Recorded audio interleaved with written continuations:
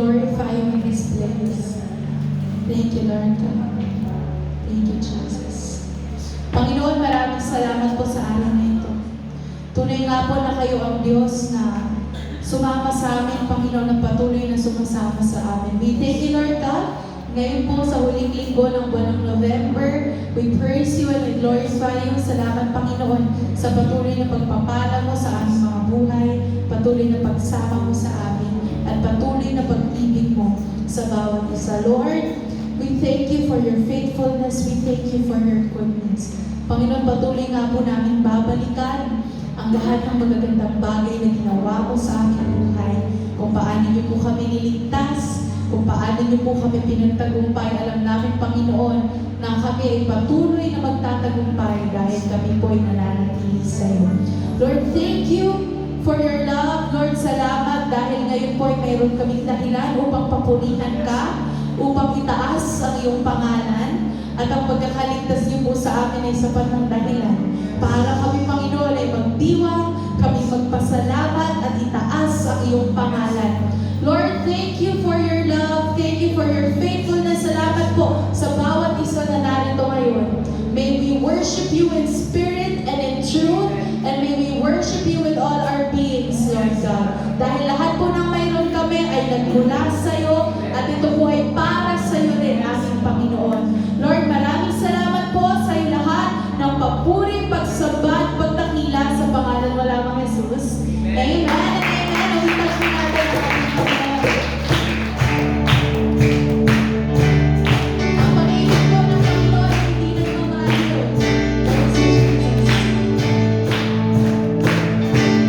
Pagpasalamat kami sa iyo, aming Panginoon.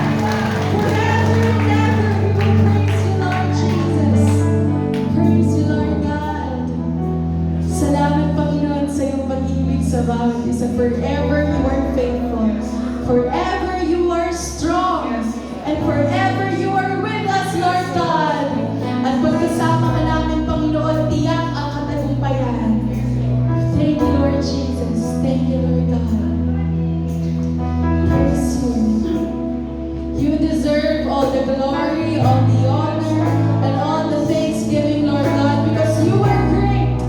You are great, Lord God, at walang makapapantay sa'yo. Walang makahihigit sa'yo, aming Panginoon.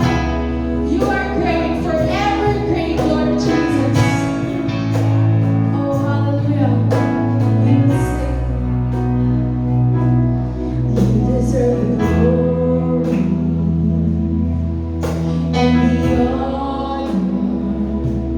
Lord, we lift our hands in worship as we lift your holy name. You deserve the glory and the honor. Lord, we lift our hands in worship as we lift your holy name. You are great. You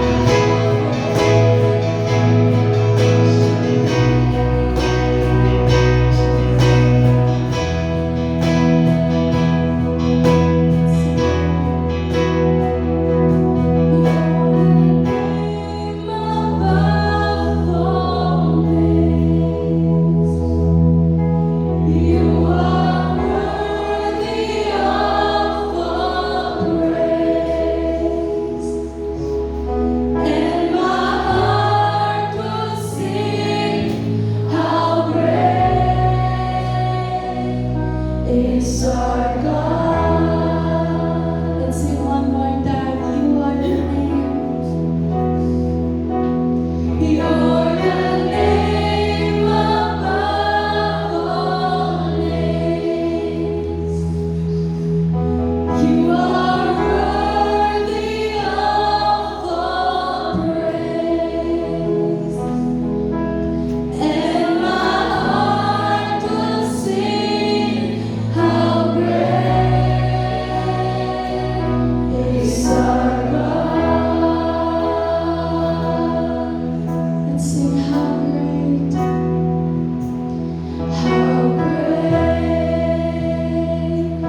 is our God. Sing with me, how great is our God. And all will see how great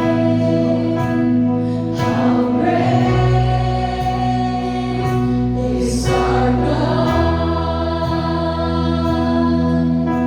And sing how great is our God. Sing with me, how great is our God. All will see how great is our God. You are great, Lord God. Napakabuti mo. Napakakapangyarihan mo, Panginoon. Our worship is our weapon, Lord God. Oh, you are great, Lord Jesus. Our worship is our weapon, Lord God. Oh, mga pinagdadaanan man po namin ngayon, when we look at it, it's not so great. But you alone are God, our great Lord Jesus. Oh, our worship is your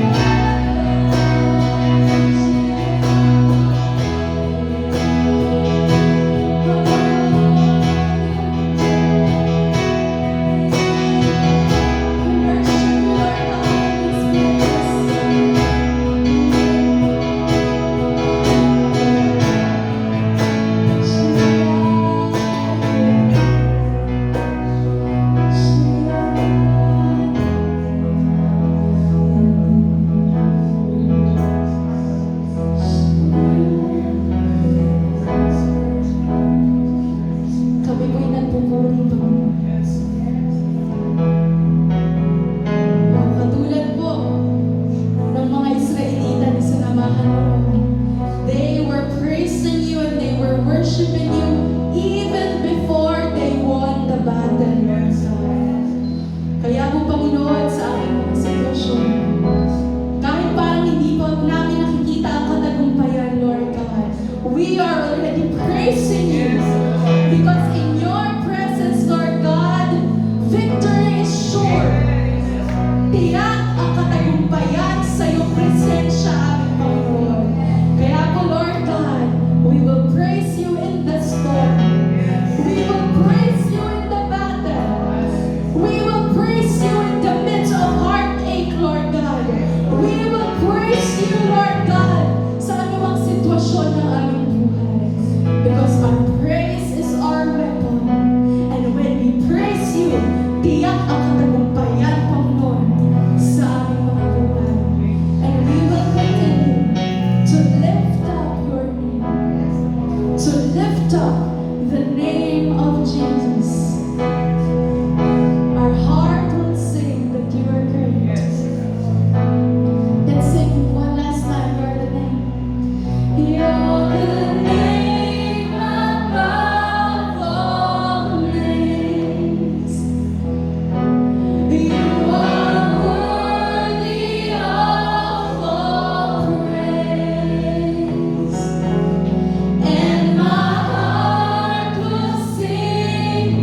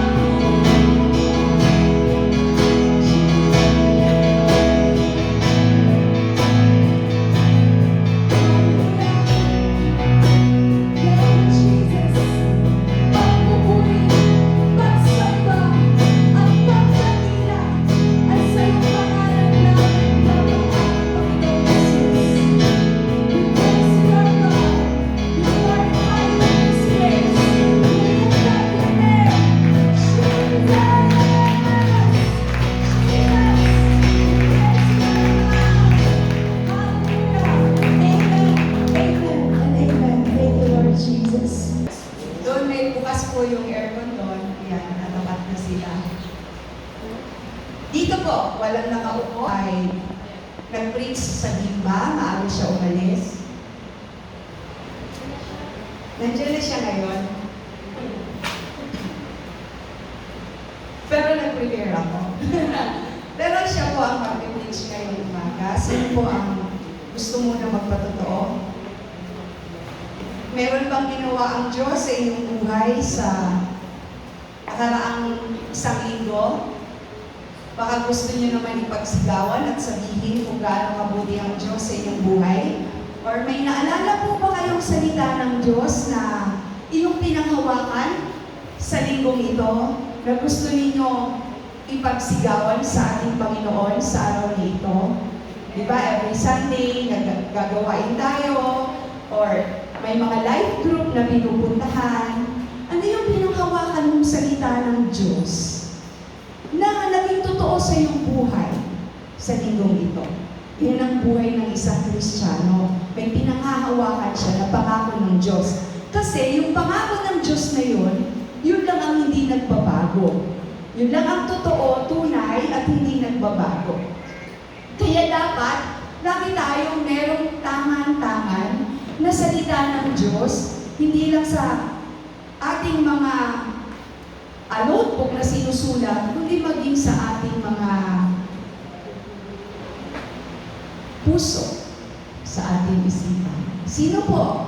Si Mama Kay. Palakpakan po natin ang Diyos sa buhay ni Mama Kay. Malakas na palakpak sa Panginoon po. Isang pagpalang umaga po sa inyong lahat. Nagpapasalamat po ako sa kabutihan ng Diyos, hindi lamang po sa buhay namin, kung hindi sa paaralan din po na hinahawakan po ngayon. Pero sa akin po, personal, thankful po ako kasi talagang kumikilos ang Diyos sa paraan na hindi natin inaasahan. Kasi nung nakaraan po, June, nagkaroon po ng ranking for Principal 3 to Principal 4. Pero hindi po ako nag-submit ng aking folder. Kasi ang pangako ko sa sarili ko, I will let Ma'am Lomi to be promoted first bago po ako. Kasi, siyempre, ninang po namin, tsaka mas matagal na kami magkasama. So sabi ko, Ma'am Lomi, mauna na po kayong mag-submit ng folder nyo. Then, susuportahan po kayo sa lahat ng kailangan nyo. Basta nasa likod ko ako lagi. Di, pagdating namin ng Korea, kinabukasan, submit na po ng folder kasi deadline na submit na siya. Then lumipas po ang 2 buwan, wala pong na-schedule na ranking, kung hindi, basta nakasubmit po sila ng folder. Then, September, nag-open na naman po ng biglaan na po pwede na naman daw po mag-submit ng folder, batch 2, para bago mag-rank yung naunang nag-submit ng June, ay maisama po. Ngayon, wala pa rin po talaga akong intensyon na magparang. Pero kumikilos po ang Diyos. Kasi meron po siyang isang tao na talagang hindi po ako tinigilan araw-araw. Nung inalabas po yung memo na po pwede pong mag-submit ng folder, araw-araw po akong pinagsasubmit. No, a day before, ng last day is Monday, Sunday ng gabi, alas 8 ng gabi, nagagalit na sa akin. Ang sabi na, mag-submit ka ng folder mo. Basta kailangan kasama ka sa ranking, yun lang po yung salita na. So, iba na yung chat. Di ako po, 18 ng gabi, saka pa lang po ako nag-ayos ng folder hanggang alas 2 ng madaling araw. Kasi kailangan po 8 a.m. At sa awa at biyaya po ng Diyos, nakasubmit po ako ng folder at nakasama po ang pangalan ko doon sa magpaparang. More than 100 po kami sa from first batch to second batch. Then, ay na nga po, sabi ko, Ma'am Lomi, magsasabihin din po ako ng border kasi nagagalit na sa akin si Ma'am. O sige, ikaw, okay lang at may kasama tayo. May go signal naman po. At ayun na po, nag-ranking sa awa po ng Diyos. Nung lumabas po yung result from Principal 3 to Principal 4, top 5 po ako doon sa ranking. Kaya napakabuti ng Diyos. Nag-ranking po kami ng October at dito pong November, naisabit na po yung appointment ko sa Division Office for Principal 4 po. At napakabuti ng Diyos. Kami po dalawa ni Ma'am Lomi, nagsabay po kami.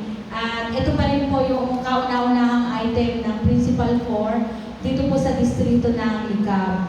Dati po kasi ang pinakamataas na posisyon po sa Licab ay P3 lamang po. Pero ngayon po, meron na pong dalawang item for P4. Yun nga po, sa akin, sa kay Ma'am Lomi, na-request po kami dalawa. Kaya napakabuti po ng Diyos sa buhay ko. Pero hindi po yun yung isa, pinagpapasalamat ko pa, marami pa po. Pangalawa po yung sa Central, yung pagkalipat ko sa Central. Talagang umiiyak po ako nung nalaman ko na ako ay ililipat ng Diyos sa Central. Siyempre, hindi naman biro ang hamon bilang mamuno sa isang paaralan na kung saan ang ibang guro doon, naging guro ko pa po nung ako ay nag-aaral ng elementary. At the same time, kinausap na din po ako kasi ng supervisor namin noon na ako yung hahawak doon sa mababakanting school nung kasamahan ko na maglilib papunta po ng Canada. Pero nanalangin po talaga ako sa Diyos. Pinanalangin ko sa Diyos, sabi ko, Lord, kung kaloob mo na idala ako talaga ng Central, I will trust everything to you. Kasi hindi po biro yung kakaharapin ko. Hindi po ganun kadali na mapunta ka sa Central School. Kung kaloob niyo po, Lord, kayo na po ang bahala. Alam ko po kayo ang gagawa ng paraan kung talaga pong dapat po ako sa Central. At alam ko, may purpose po kayo kung bakit niyo po ako idadala doon. Di naman po siguro kanila, maliit po ang bayan ng Licab. Marami pong positive and negative feedback with regards po sa paglipat ko sa Central. Unang-una po kasi, ako po yung pinakabata sa lahat po ng school head dito po sa bayan ng Licab. At siyempre pagbata pa parang hindi pa po ganon ka-train. Pero sabi ko nga, kung kasama ko ang Diyos, lahat ng gawain, lahat ng trabaho ay makakaya kasi God will give me wisdom para makapag-desisyon at makapag-isip po para sa mga bubuti sa paaralan, lalo't higit sa mga mag-aaral. Hindi po biro yung pinagdaanan ko sa Central. Pero salamat sa Diyos sa paggabay. At salamat po sa inyo dahil bago po ako mapunta ng Central, kung natatandaan po natin, ipinanalangin niyo po ako. Salamat po sa pagbibigay niyo ng lakas at inspirasyon sa akin. At nakita ko din po kasi yung tiwala ng bawat isa po sa atin, yung pagpunta ko sa Central. At napakabuti po talaga ng Diyos kasi yung mga pinaplano, ninanais na paaralan, hindi lang po sa physical, ay tinutugon po ng Panginoon. Kaya akala ko kasi noong una, ang dami ng teacher sa Central, tapos yung, alam niyo na, yung parang hindi sila ganun kako-close ng bawat isa. Pero sabi ko nga, pagka ang Diyos at naging sentro ng isang organisasyon, lahat mapapabuti. Kaya hindi siya kagaya ng inaasahan ko. Yung palang mga guro po sa Central, para silang tuyog. Pagka gumawa ng isa yung na maganda, sama-sama na po, sunod-sunod na. At natutuwa po ako kasi ngayon, nakita ko po na ando na yung pagkakaisa, ando na yung pagtutulungan at pagmamalasakitan para sa ikabubuti po ng mga mag-aaral. Kaya salamat po sa Diyos, napakabuti ng Diyos. Kaya kahit po sentral, hindi po pala siya mahirap hawakan. Ayun po. Kaya basta ang kailangan lang yung andyan yung pananampalataya mo at pagtitiwala mo sa lahat ng gagawin mo. Sa Diyos natin ipagkatiwala lahat ng gagawin natin. Kasi pag sa Diyos natin ipinagkatiwala, siya ang kikilos para sa ikagagaan, ikagaganda at ikakabuti ng nakararami. Ako po ay kasangkapan lang ng Panginoon, pero ang kumikilos ang Diyos. Siya po ang talagang gumagabay. Kasi sabi nga po, when the time is right, I, the Lord, will make it happen. Kahit ayaw mo, kung ito ay kagustuhan ng Panginoon, ito po ay mangyayari. Kaya maraming salamat po sa Panginoon, sa kabutihan niya, sa aking profesyon, sa aking pamilya, at sa aking po personal na buhay. Thank you, Lord. Sa Diyos po ang papuri.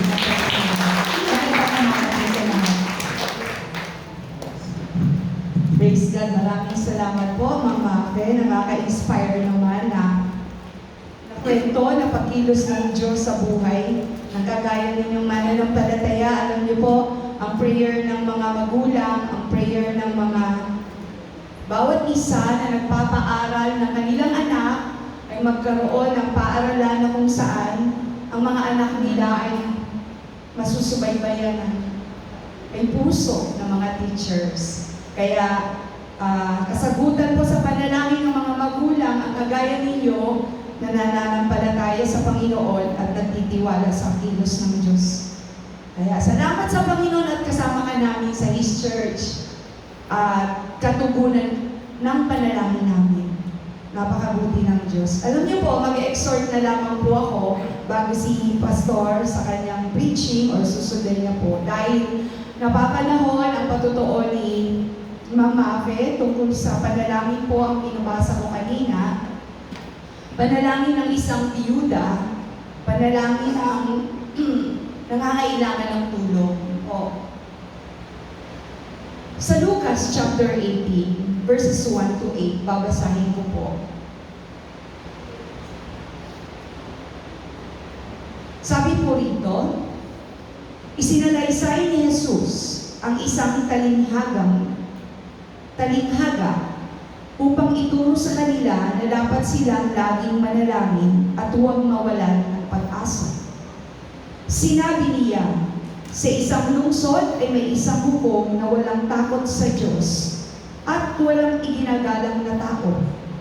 Sa lungsod din iyon ay may isang biyuda. Lagi siyang pumupunta sa hukom at sinasabi, bigyan po ninyo ako ng katarungan sa aking usapin. Tinanggihan siya ng hukom sa loob ng mahabang panahon. Ngunit nang magtagal ay sinabi ng hukom sa sarili, kahit ako'y walang takot sa Diyos at walang iginagalang na tao, ibibigay ko na ang katarungang hinihingi ng biyudang ito, sapagkat lagi niya akong ginagambala at baka mainis pa ako sa kapupunta niya dito. Sabi sa verse 6, at nagpatuloy ang Panginoon, pakinggan ninyo ang sabi ng masamang hukom na iyon.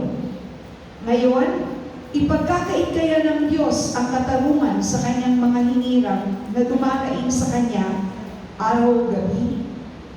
Sila kaya'y paghihintay niya ng matagal? Sinasabi ko sa inyo, agad niyang ibibigay sa kanila ang katarungan. Ngunit sa pagbabalik ng anak ng tao, may daragnan pa kaya siyang mga tao may pananampalataya. Ito po ang kwento ng isang masamang hukom na kung saan may isang biyuda na nakikipag-usap sa kanya, nakikiusap na tulungan mo ako dito sa aking problema, sa aking suliranin. At paulit-ulit, pabalik-balik siya, pumupunta siyang pabalik-balik doon sa hukom na masamang hukom. Subalit sabi nga sa parabola, sa kwento ni Jesus, itong masamang hukom ay dahil lagi siyang ginagambala, ay tinulungan niya pa rin itong biyuda sa kanyang pangangailangan. At in example dito ni Jesus na pakinggan ninyo ang sabi ng masamang hukom. Di ba? Tingnan ninyo, sabi ni Jesus, dumaraing siya.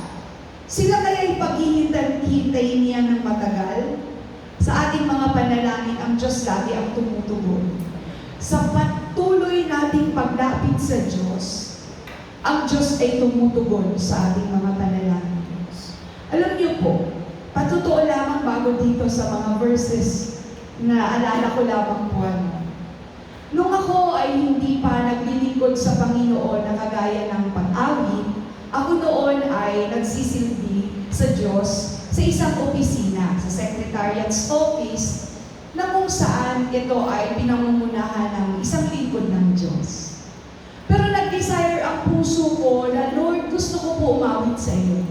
Pero napakasintonado po talaga ng boses ko. Kaya nga noong kapag umaawit ako, sasabihin ng nanay ko, shh, huwag masyado malakas, anak, nakakahiya. Kasi talagang pangit at wala sa tono. Nanalangin po ako sa Panginoon. Lagi akong nananalangin, lumulod sa Diyos. Sabi ko, Lord, bigyan niyo po ako ng tinig na makapagpupuri sa iyo at makapag-aawit sa iyo at madala ko yung mga tao sa pagpupuri sa iyo. Ang ginagawa ko po, makikinig ako ng worship song, tapos kakantahin ko sa blank tape. Alam niyo po noong araw, may blank cassette tape. Pagkatapos, ipi-play ko ulit, pakikinggan ko. Pag narinig ko yung boses ko po, naiiyak ako kasi ang pangit talaga at wala sa tono. Inuulit-ulit ko pong ginagawa yun habang ako ay umulod sa Panginoon. Lord, tulungan niyo po ako. Naalaman ko po may audition sa choir. Gusto ko po mag-audition. Nung pumunta pa ako sa audition, sabi ko, hindi ako marunong sumunod sa tugtugan. Pwede ba kumanta na lang ako? So sabi ng music director, mabait, sige, kumanta ka na lang at susundan ka na lang. Kumanta ako. A pure heart, that's what I long for. Diretso kanta ko, sinusundan nila ng tuto. Tapos, salamat sa Diyos, natanggap ako. Tuwang-tuwa ako, thank you Lord, makakapag-worship na ako sa iyo kasama ng grupo, kasi parang choral eh. The answered prayer. So, walang hindi sinasagot ang Diyos kapag kapanahon mo na ikaw nga ay mapabilang doon sa dinedesire ng puso mo. Hanggang sa pagtagal-tagal, hindi ko alam na magkakaroon pala ako ng asawa na missionary at hindi ko alam na magpapastor. At nung siya po ay nag-umpisa dito sa Likha, wala pong tagatugtog. Marunong din po ako gitara ng konti. Alam niyo po, matyatsyaga ang taga-Likha. Kahit wala ako sa tempo, wala ako sa tono, napapakanta ko po sila sa Panginoon. Kaya, nagkakantahan kami dyan, naghahabulan kami sa tugtugan, pero nag-worship kami sa Diyos. Hanggang sa pagtagal-tagal, napapansin ko, kaya ko naman na pala sumunod sa tempo. Binigyan ako ng Diyos ng pagkakataon, hanggang lumalaki yung anak ko, hindi na ako masyado involved sa ministry. Nung medyo malaki na siya, ay kaya ko na rin po pala na sumunod sa kantahan. Dahil walang mag-worship lead, nakapalitan yung nag-worship lead dito, nabigyan ako ng pagkakataon. Kaya minsan, nag-worship lead ako. Ngayon nung nagkaedad na po ako, sabi ko, Lord, parang ayoko na, nakakahiya. Kasi yung mga tumutugtog, magagaling sila. Eh, hindi ako makatsyempo. Minsan, humingiti na lang sila ng patago. Kasi, nahiya naman siguro sila na sitahin ako kapag namamali sa tsyempo. Pero sabi ko, Lord, gusto ko po ito gawin sa iyo. Pero sabi ko, alam, pwede huwag niyo na ako lagyan ng schedule. Kaya wala na akong schedule dito. Ano ba? Wala na. Kaya, pero alam niyo po ba, na ang Diyos, hindi pa rin inaalis sa puso ko. Sabi ko, kailangan, may narinig akong preaching na kung ano meron ka, pag-aral ka, huwag ka mag-escape. Sa akin, madali lang kasi sabihin eh.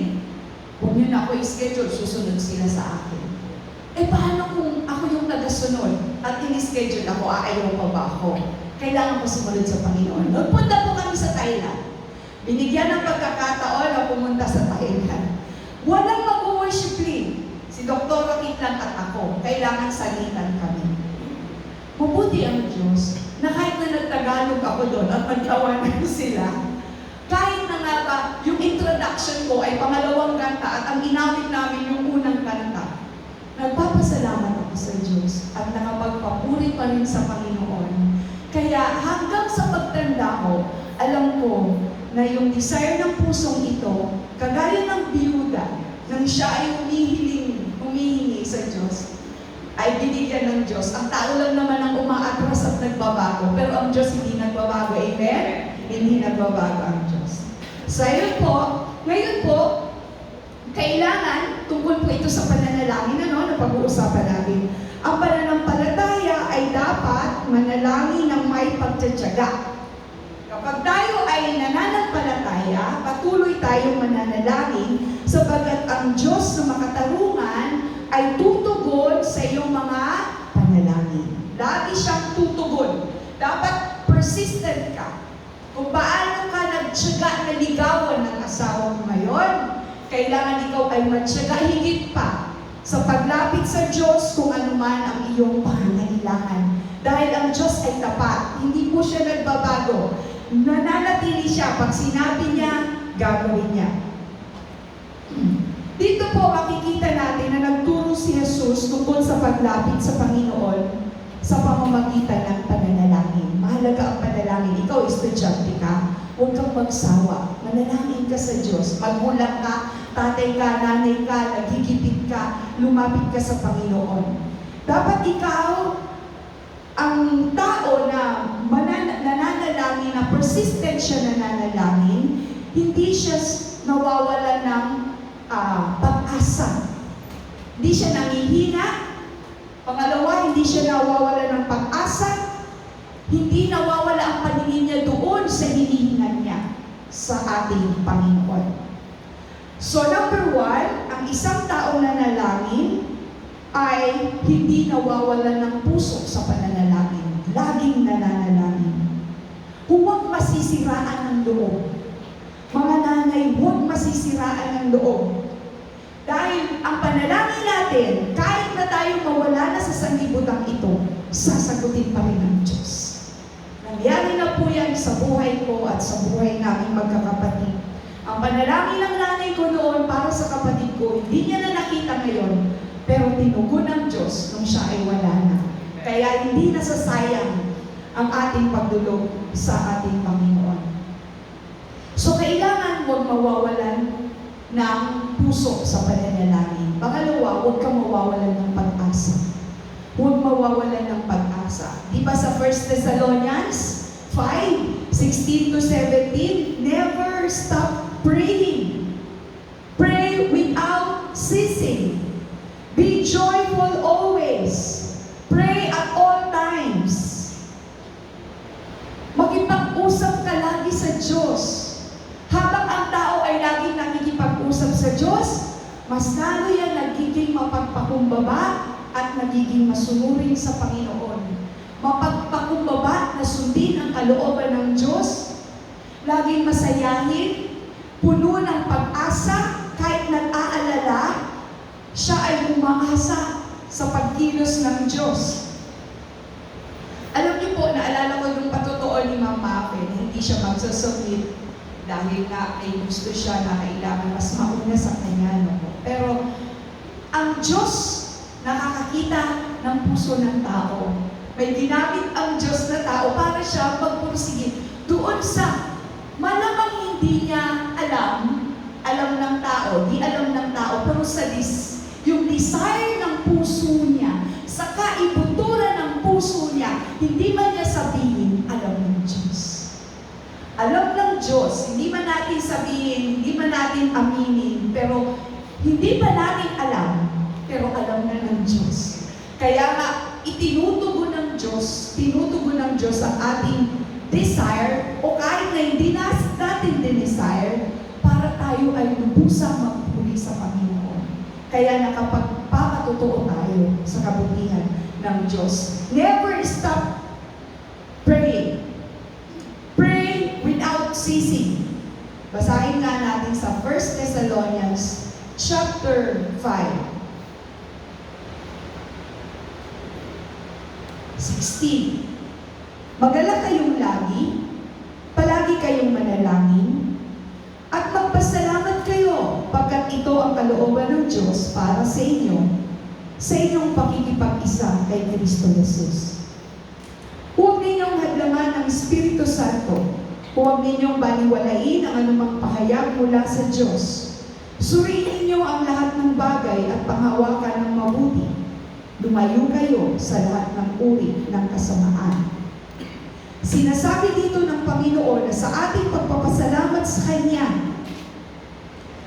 magalak tayo sa lahat ng pagkakataon, sundin natin ang Kanyang kalooban bago pa dumating ang Panginoon. Huwag mawala ng pag-asa.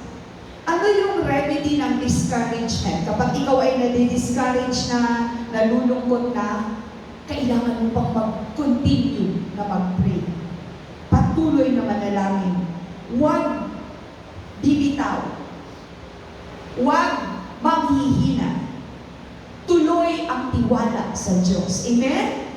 Tuloy ang tiwala sa Diyos. Kahit na ang nakikita mo ay kabaligtaran sa iyong pinapanalangin, tuloy ang tiwala sa Panginoon. Huwag mawawalan ng pag-asa. Kagaya nitong byuda, na ulit-ulit siyang lumalapit, example ni Jesus.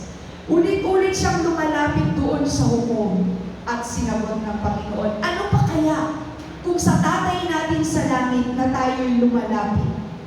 Sasagutin at sasagutin tayo ng Panginoon para sa ating ikabubuti. Kung ano man ang sagot ng Diyos sa atin, yun ay magalak nating tanggapin dahil yun ang kalooban ng Diyos para sa atin. Patuloy na magpasalamat. Kagaya ng panalangin ni Elijah, nung hindi, di ba, nanalangin siyang umulan? Nanalangin siyang hindi umulan. Nanalangin siyang umulan. Pinakinggan siya ng Panginoon. Naghintay siya sa tamang panahon ng Diyos. Kagaya ng panalangin ni Hannah. Si Hannah baong, hindi magkaanak. Inaalimura siya ng iba. Pero siya marugdog na lumapit sa Diyos. Siya ay hindi naman niya pinaalam sa marami na siya ay mananalangin. Napagkakalan pa nga siya ni Eli na lasing. Dahil gano'n na lamang hindi niya mabigkas ang salita. Pero buong puso siya tumulog sa Panginoon. Pinakinggan siya ng Diyos, nagkaroon siya ng anak. At ang pangako ni Hannah, pag nagkaroon siya ng anak, iaalay niya at maglilingkod sa Diyos. At nagkatotoo, sino ang kanyang anak? Si Samuel. Sino si Samuel? Propeta, ginamit ng Diyos. Hallelujah. So sino pa ang nanalangin? Si Daniel. Kung paano siya lumapit sa Diyos, pinagbawalan siya na manalangin, pero siya tuloy pa rin sa kanyang pagdulog sa Panginoon at ang himala ng Diyos ay naranasan niya. Inilayo siya sa lahat ng gawa ng mga tao na nakapaligid sa kanya na masama. Tuloy tayong manalangin at huwag mawawalan ng pag-asa. Ano pa po? Ang nananalangin ay laging nakatutok ang kanyang paningin sa Diyos. Hindi dapat nawawala. Kung paano ka nakatitig doon sa tinatarget mo, doon sa focus mo sa buhay, sa Diyos lang, yung ginagawa mo ba ngayon, nagbibigay lugod sa Panginoon? Ito bang ginagawa ko na paglilingkod sa Diyos, nabibigyan kapurihan ba ang Panginoon? Hindi po sa galing ng tao ang paglilingkod sa Diyos. Hindi po sa dunong meron siya. Diba? Naririnig natin, hindi ako karapat-dapat. Pero inilagay ng Diyos. Bakit? Kasi ang Diyos ang pumipili. Kaya dapat ang paningin natin sa Diyos lang, yung promotion.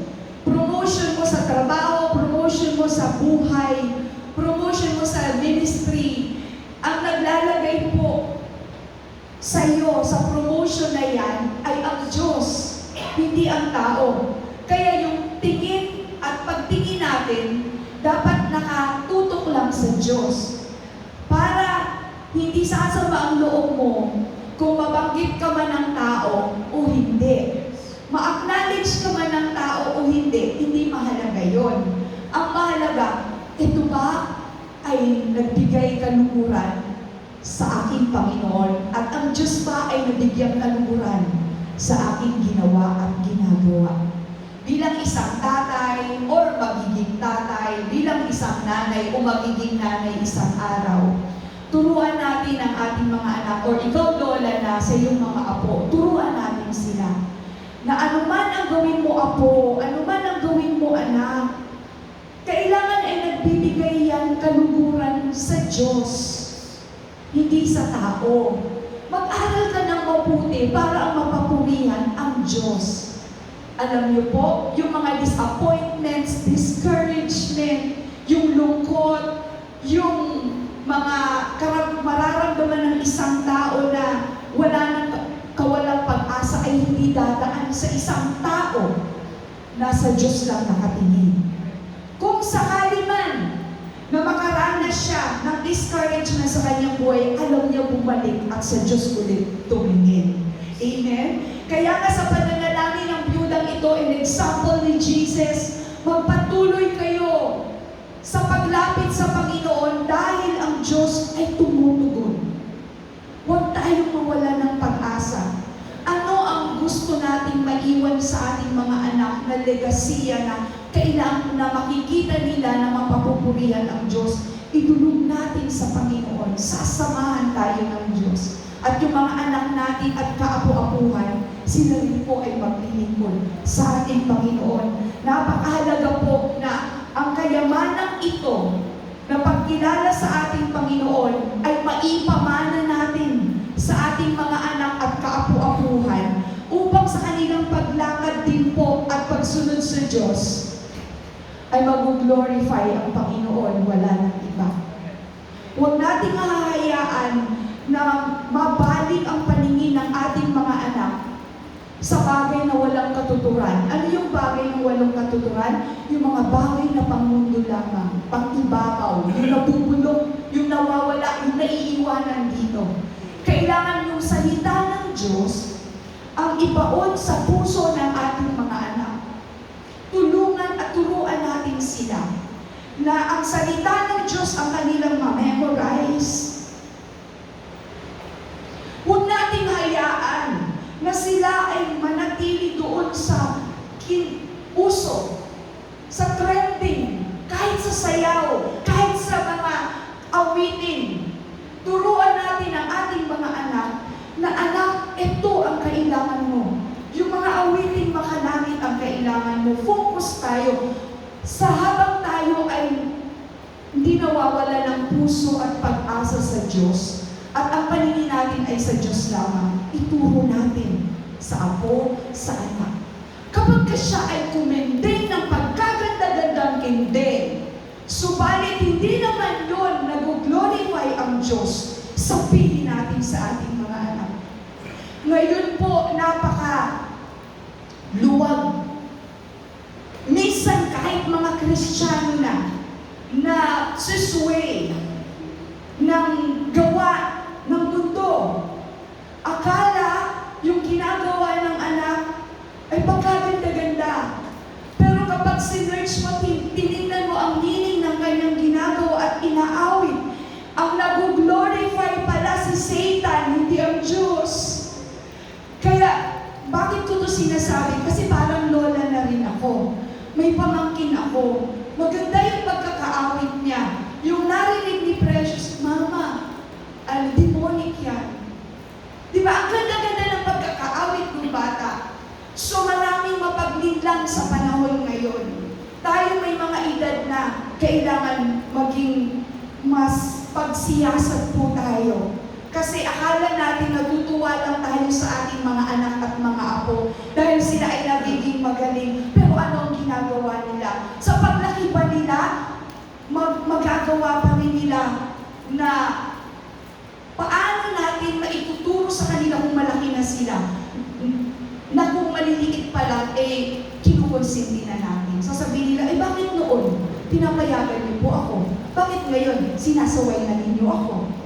Samantala kung maliit pa, tinuro na natin kung ano yung tama sa paningin ng Diyos. Lalaki sila na yun po ang lalakaran nila. So ito po ay tungkol sa pananalangin. Siyempre lagi tayong nananalangin. Siyempre lagi tayong lumalapit sa Diyos.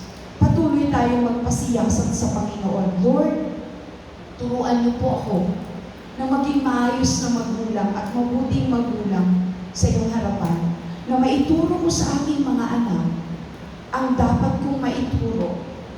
Kasi pananagutan po natin sa Panginoon. Kagaya ng pananagutan din po namin sa inyo kapag hindi namin naituro yung salita ng Diyos na katotohanan. Kaya nga po, kagaya ng mga guro, pananagutan ng mga guro, kapag hindi nila naituro sa mga bata yung dapat nilang ituro. At tayong mga Kristiyano, pananagutan natin sa Diyos, kapag hindi natin naituro yung tama para sa ating una sa pamilya, sa ating nasasakupan, at dito sa simbahan na kung saan tayo ay inilagay ng Diyos.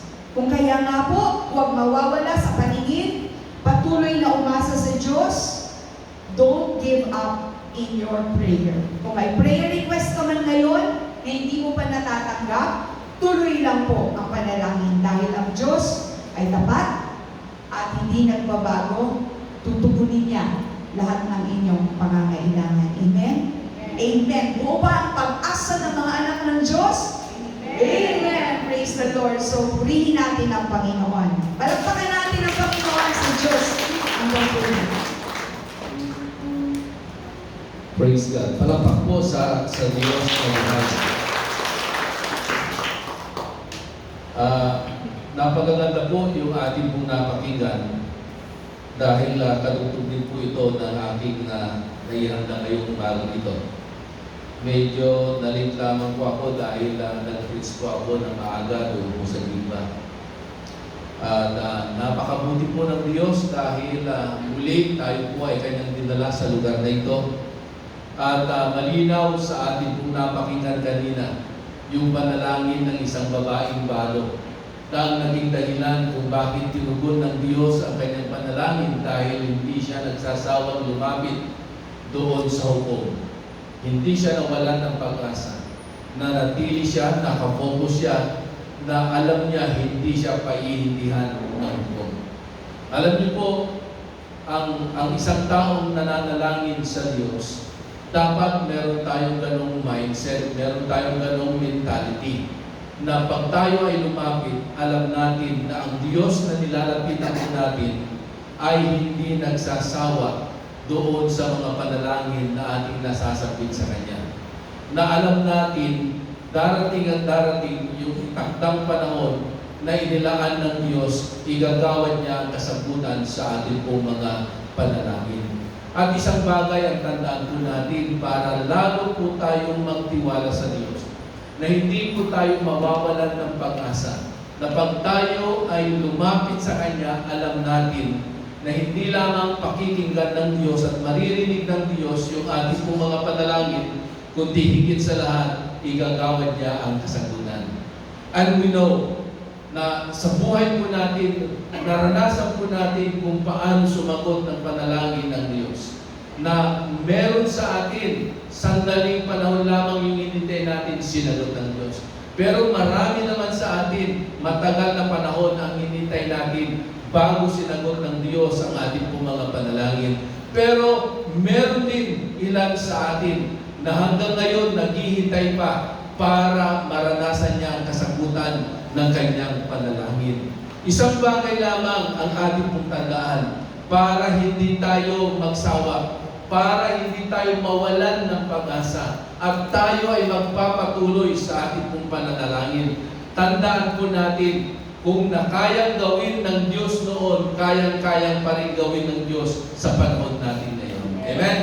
Kung ang Diyos ay sumagit noon sa ating mga panalangin, kahit naghintay tayo ng matagal, kayang-kayang gawin pa rin ng Diyos sa ating pong kapanahunan. Merong isang propeta ng Diyos, at ang propeta ng Diyos na ito ay lumapit din sa ating pong Panginoon.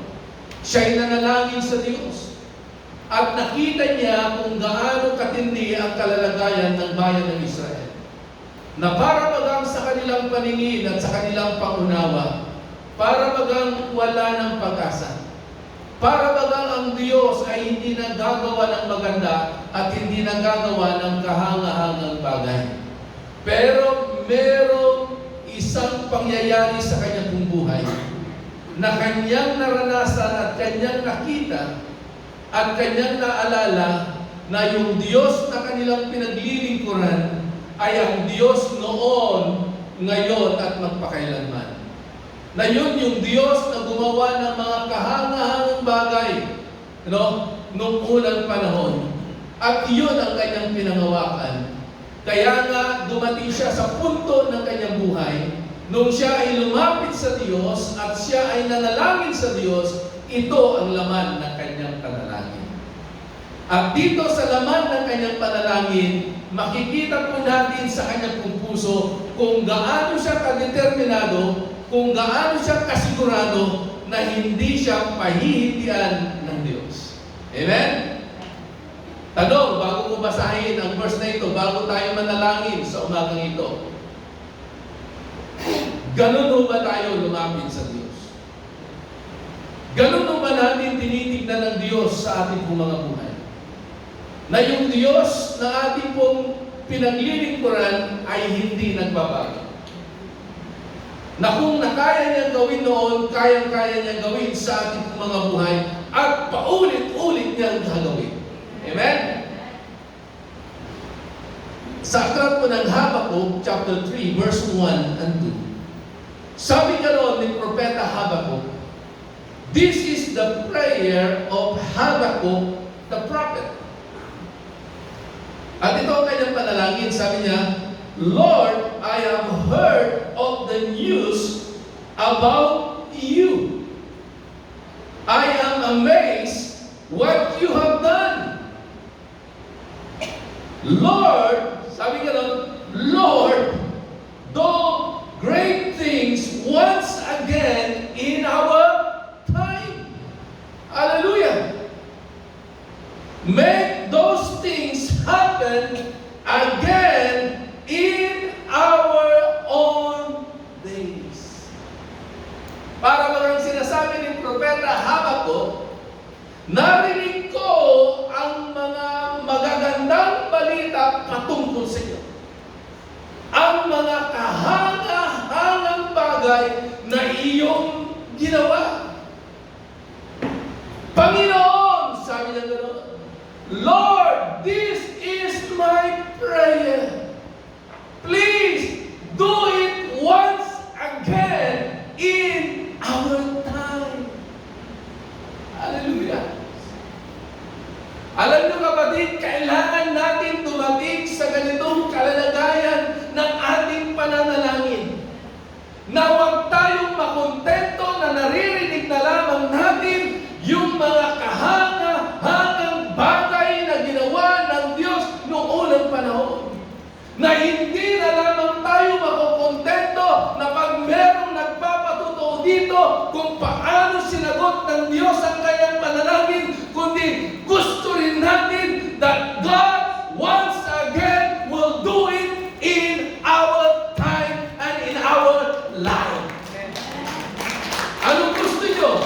Yung naririnig nyo lamang na si sister, si brother, sinasagot ang kanyang panalangin, na si sister, si brother ay pinagaling ng Diyos, o gusto mo rin mangyari sa iyo?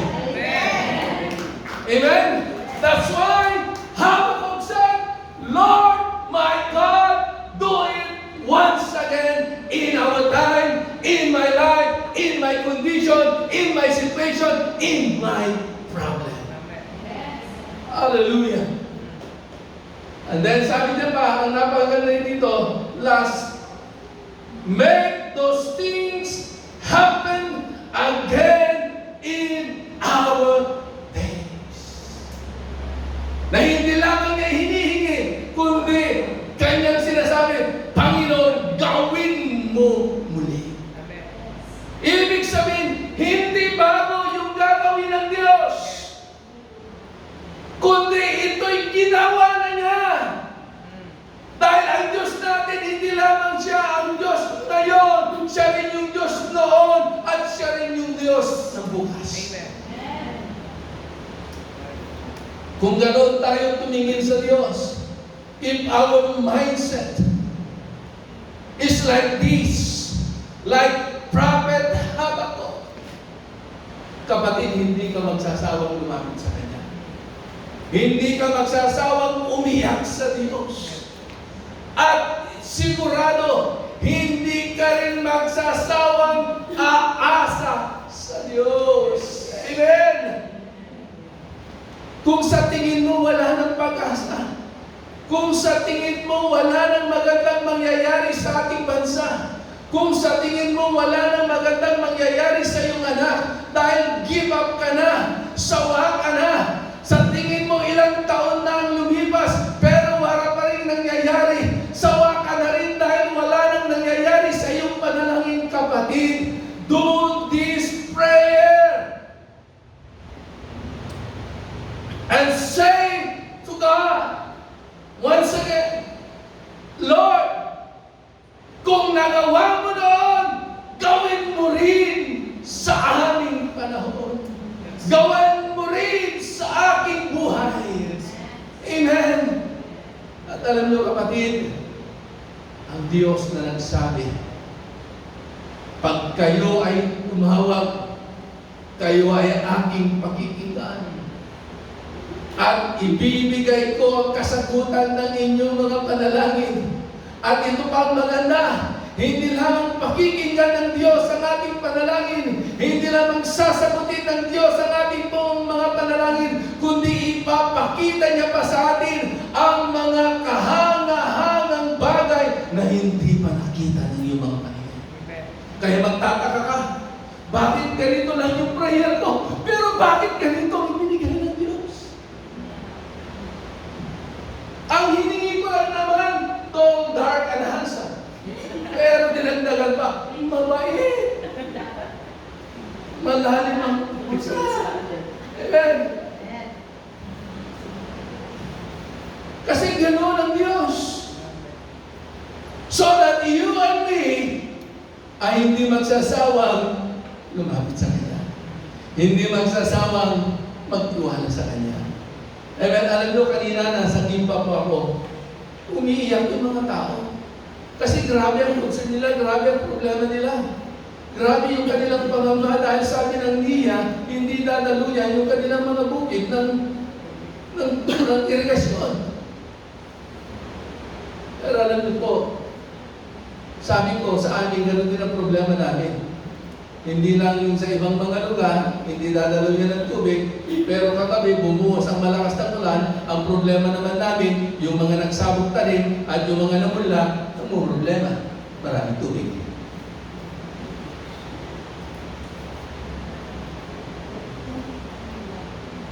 Kaya kahapon habang ako po ay may kinakasal doon sa Angelina Farm, biglang bumuhos ang ulan, biglang malakas ang hangin, halos namumuti ang buong likab.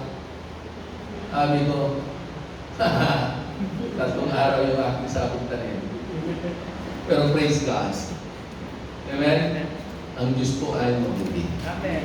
Amen? Yes. Pero, huwag natin kakalimutan mga kapatid. Ang Diyos natin ay hindi nagbabago. Yeah. He is the God of yesterday, He is the God of today, and He is the God of tomorrow. Amen? Kapatid, ano ba yung prayer mo? Ano ba yung pag-aalala mo? Ano ba yung pag-aalala mo? Baka nag-aalala ka, kaya pa bang gawin ng Diyos yung ginawa niya noon? Yes, kaya niya gawin ng Diyos. Kung naranasan mo na pinagaling ka 2 years ago, 1 year ago, few months ago, kapatid, kaya pa rin ikaw ay pagalingin ngayon. Kung nakaraang taon, dumaan ka sa matinding kawalan, pero sinagot ng Diyos ang panalangin mo at iprinubay ng Diyos ang panalangin mo, pero naulit ngayon ang sitwasyon mo, kapatid, huwag kang manlumo, huwag kang matakot, huwag kang mangamba. Ngayon din, bibigay ng Diyos at ipuprovide ng Diyos ang iyong pangangailangan. Kasi ang Diyos natin gagawa muli ng kahanga-hangang bagay sa ating pong panahon at sa ating pong buhay. Amen? Praise God. Alam niyo po, si Habakkuk, kahit ganoon ang kanilang kalalagayan, hindi siya nawalan ng pag-asa. Kagaya ng ibinahagi po ni Pastor Julie kanina, babaeng bago, araw-araw, hindi tumigil, umaasa na siya'y pakikinggan at i-entertain ng hukom at tinanggap ng babaeng bago yung desire ng kanyang puso. At mga minamahal kong kapatid, sa umagang ito, if we tarry and wait on God, if we tarry and pray and we wait on God, doon sa panahon na itinakda ng Diyos, you will see with your naked eyes and we will experience how good and powerful our God is. Amen? Tayo po ngayon, tayo po manalangin sa oras na ito. Habang tayo po nakatayo, nakataas ang ating kamay, huwag mong intindihin ang iyong katabi. At ako'y naniniwala na narinig po natin ang tinig ng Diyos sa umaga na ito. At isang bagay ang alam po natin, yung Diyos po natin ay hindi lamang sa Diyos ng kahapon, kundi siya rin ang Diyos ngayon at siya rin ang Diyos ng bukas. Because our God, He is the Alpha and the Omega, the beginning and the end. Ang Diyos ng simula at ng katapusan. Kaya nga kapatid, huwag kang mag-alala, huwag kang matakot, huwag kang mangamba, huwag kang susuko. Magpatuloy kang umasa sa Diyos. Magpatuloy kang magtiwala sa Kanya. Huwag kang mawawalan ng pag-asa. Dahil kung nagawa niya 1,000 taon o ilang libong taon ang nakalipas, magagawa niya rin sa ating kapanahunan. Kung nagawa niya na hatiin sa dalawa ang dagat na pula sa panahon ni Moses, kaya-kaya rin ng Diyos na hatiin ang dagat ng problema mo upang ikaw ay makalakad na punong-puno ng kapayapaan. Kung nagawa niya na patahimikin ang mga leon sa panahon ni Daniel, kapatid, kaya-kaya niya rin patikilin ang anumang pagsubok, problema sa iyong buhay sa ngayon. Kung kaya niyang pinagaling ang isang babaeng dinurugo ng 12 taon noong unang panahon, kaya-kaya niya rin pagalingin ang iyong sakit at karamdaman ngayon. Kung paano niya iprinubahid ang pangangailangan ng Propeta Elias at ginamit niya ang isang ibon, hindi siya nagutom, at pati ginamit niya rin ang isang babaeng palo. Mga kapatid, meron gagamitin ng Diyos sa buhay mo, sa iyong kapanahunan, upang maranasan mo ang provisyon ng Diyos at lahat ng iyong pangangailangan ay may susupply. Amen. Huwag kang matakot, huwag kang mag-alala. Focus. Trust God. Believe in Him. Ang takot ay hindi galing sa Diyos. Dahil ang dawat ng Diyos ay katapangan, kainahunan, at kapayapaan. Aming Diyos na makapangyarihan sa lahat. Salamat po, Panginoon, sa buhay ng bawat isa. Alam mo ang kanilang kalalagayan, alam mo ang kanilang concern, alam mo ang kanilang mga prayers, at alam mo ang desire ng kanilang mga puso. Alam mo rin, O Diyos, na marami sa kanila naguguluhan, nangangamba, natatakot.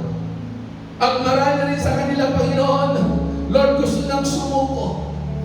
Nawawalan na ng pag-asa. Dahil sa tagal na nilang nananalangin, pero hindi pa rin nila makita ang liwanag na kanilang inaasahan. Hindi nila makita, Panginoon, ang katugunan ng kanilang mga panalangin. Panginoon, salamat. Dahil hindi sa time frame na gusto namin, kundi meron kang inilaan na bawat oras, panahon sa aming mga panalangin upang iyong igagawa ng kasagutan. And Lord, we believe on that. And we are willing to wait. We are willing to tarry, O God. Dahil naniniwala po kami, Panginoon, that your time, that your season is always perfect. Salamat po, Panginoon. Lord, help us that in our waiting, Lord, patuloy kami magtiwala sa iyo. That in our waiting, O God, patuloy kami umasa. That in our waiting, Lord, maranasan namin ang iyong presensya. That in our waiting, O God, maranasan namin ang pagpapalakas mula sa iyo. In the name of Jesus, yung mga nangihina, iyong palakasin. Yung mga nawawalan ng pag-asa, ibalik mo ang pag-asa na nagmumula sa iyo. Ama, sa pangalan ni Jesus, in Jesus' name, Lord, we come to you, Lord, and we are using the prayer of Prophet Habakkuk. Lord, we heard the news, all the good things that you have done, Lord, for the past. We heard, oh God, the news for all the amazing things that you have done for the past. Lord, we pray today that you will do it once again in our time, in our life, in our situation. Lord, do it again in our time. Do it again, Lord. Not only once, but do it one more time. Now, Lord, do it, Lord, many times. Lord, salamat po. Dahil hindi kami magsasawang lalapit sa iyo. Dahil naranasan namin kung gaano makabuti. Naranasan namin kung paano mo tinutupad ang iyong mga pangako. Dahil ikaw ang Diyos na hindi sinungaling. Pag sinabi mo po, Panginoon, nangyayari at magaganap. Kaya patuloy po kami magtitiwala sa iyo. And Lord, once again, do a great and mighty things in our lives, Lord.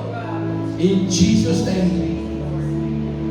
Lord, release your healing power, oh God, in our physical body. In Jesus' name.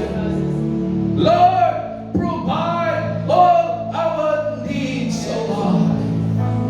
Lord, answer all our problems, Lord. In the name of Jesus. Salamat po. Minsan papagpalain po ang bawat isa. Patuloy kanilang maranasan na ang Diyos na kanilang pinaglilingkuran, hindi lamang makapangyarihan, hindi lamang mapagmahal, kundi ang Diyos na hindi nagbabago.